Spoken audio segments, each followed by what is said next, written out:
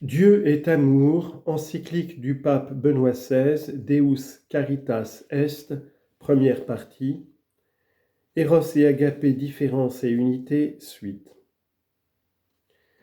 Il n'est pas rare aujourd'hui de reprocher au christianisme du passé d'avoir été l'adversaire de la corporéité. De fait, il y a toujours eu des tendances en ce sens.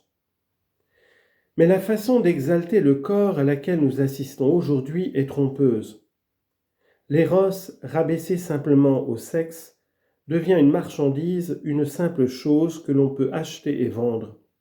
Plus encore, l'homme devient une marchandise. En réalité, cela n'est pas vraiment le grand oui de l'homme à son corps.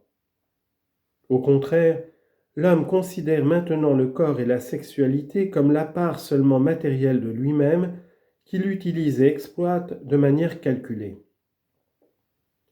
Une part d'ailleurs qu'il ne considère pas comme un espace de sa liberté, mais comme quelque chose que lui, à sa manière, tente de rendre à la fois plaisant et inoffensif. En réalité, nous nous trouvons devant une dégradation du corps humain qui n'est plus intégré dans le tout de la liberté de notre existence, qui n'est plus l'expression vivante de la totalité de notre être, mais qui se trouve comme cantonné au domaine purement biologique. L'apparente exaltation du corps peut bien vite se transformer en haine envers la corporéité. À l'inverse, la foi chrétienne a toujours considéré l'homme comme un être un et duel, dans lequel esprit et matière s'interpénètrent l'un l'autre et font ainsi tous deux l'expérience d'une nouvelle noblesse.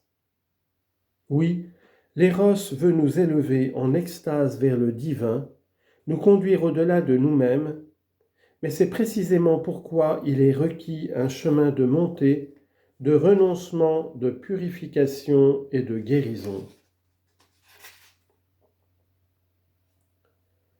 Comment devons-nous nous représenter concrètement ce chemin de montée et de purification ? Comment doit être vécu l'amour pour que se réalise pleinement sa promesse humaine et divine ?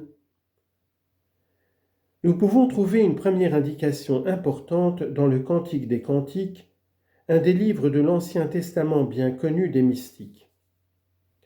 Selon l'interprétation qui prévaut aujourd'hui, les poèmes contenus dans ce livre sont à l'origine des chants d'amour, peut-être prévus pour une fête de noces juive où ils devaient exalter l'amour conjugal. Dans ce contexte, le fait que l'on trouve dans ce livre deux mots différents pour parler de l'amour est très instructif. Nous avons tout d'abord le mot dodim, un pluriel, qui exprime l'amour encore incertain dans une situation de recherche indéterminée.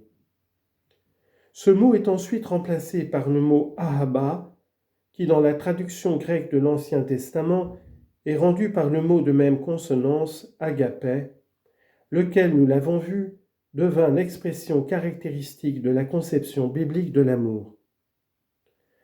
En opposition à l'amour indéterminé et encore en recherche, ce terme exprime l'expérience de l'amour qui devient alors une véritable découverte de l'autre, dépassant donc le caractère égoïste qui dominait clairement auparavant. L'amour devient maintenant soin de l'autre et pour l'autre.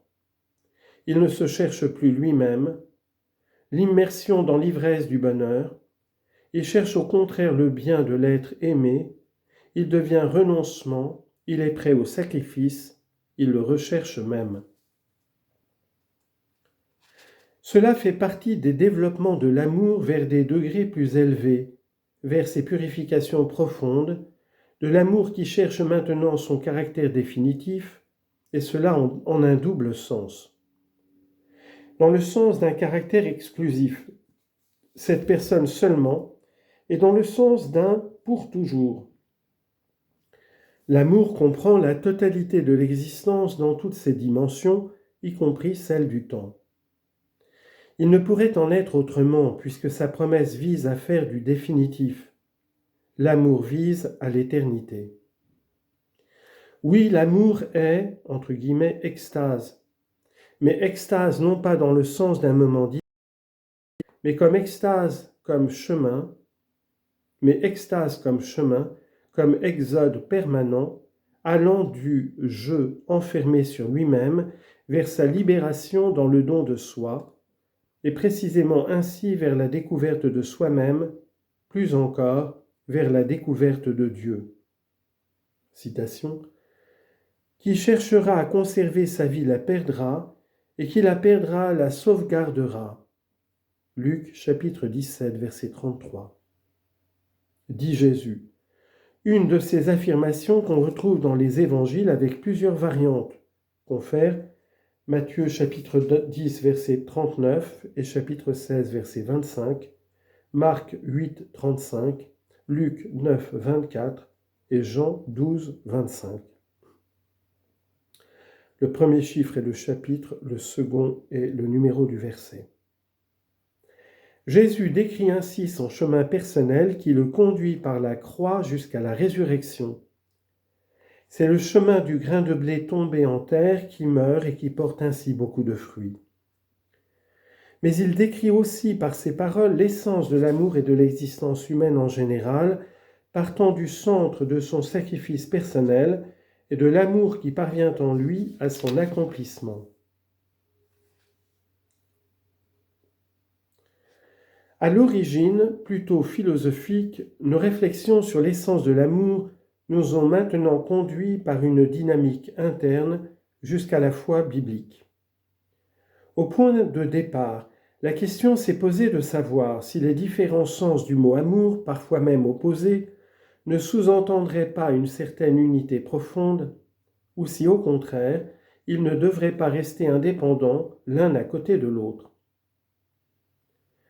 Avant tout, cependant, est apparue la question de savoir si le message sur l'amour qui nous est annoncé par la Bible et par la tradition de l'Église avait quelque chose à voir avec l'expérience humaine commune de l'amour, ou s'il ne s'opposait pas plutôt à elle. À ce propos, nous avons rencontré deux mots fondamentaux.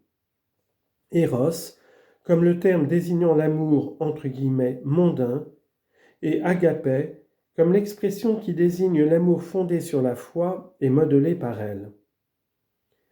On oppose aussi fréquemment ces deux conceptions en amour entre guillemets ascendant et amour entre guillemets descendant. Il y a d'autres classifications similaires, comme par exemple la distinction entre amour possessif et amour oblatif. En latin, amor concupiscentiae et amor benevolentiae, à laquelle on ajoute parfois aussi l'amour qui n'aspire qu'à son profit. Dans le débat philosophique et théologique, ces distinctions ont souvent été radicalisées jusqu'à les mettre en opposition entre elles.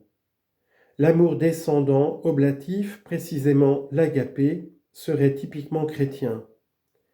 À l'inverse, la culture non chrétienne, surtout la culture grecque, serait caractérisée par l'amour ascendant, possessif et sensuel, c'est-à-dire par l'éros. Si on voulait pousser à l'extrême cette antithèse, l'essence du christianisme serait alors coupée des relations vitales et fondamentales de l'existence humaine et constituerait un monde en soi, à considérer peut-être comme admirable, mais fortement détaché de la complexité de l'existence humaine. En réalité, Eros et Agapé, amour ascendant et amour descendant, ne se laissent jamais séparer complètement l'un de l'autre.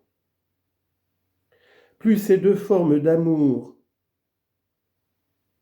même dans des dimensions différentes, trouvent leur juste unité dans l'unique réalité de l'amour, plus se réalise la véritable nature de l'amour en général.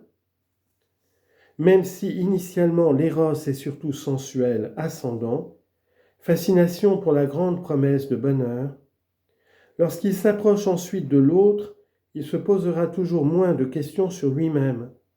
Il cherchera toujours plus le bonheur de l'autre. Il se préoccupera toujours plus de l'autre. Il se donnera et il désirera être pour l'autre. C'est ainsi que le moment de l'agapé s'insère en lui. Sinon, l'éros déchoit et perd aussi sa nature même. D'autre part, L'homme ne peut pas non plus vivre exclusivement dans l'amour oblatif, descendant. Il ne peut pas toujours seulement donner, il doit aussi recevoir. Celui qui veut donner de l'amour doit lui aussi le recevoir comme un don. L'homme peut assurément, comme nous le dit le Seigneur, devenir source d'où sortent des fleuves d'eau vive. Jean chapitre 7, versets 37 et 38. Mais pour devenir une telle source, il doit lui-même boire toujours à nouveau à la source première et originaire, qui est Jésus-Christ, du cœur transpercé duquel jaillit l'amour de Dieu. Jean chapitre 19, verset 34.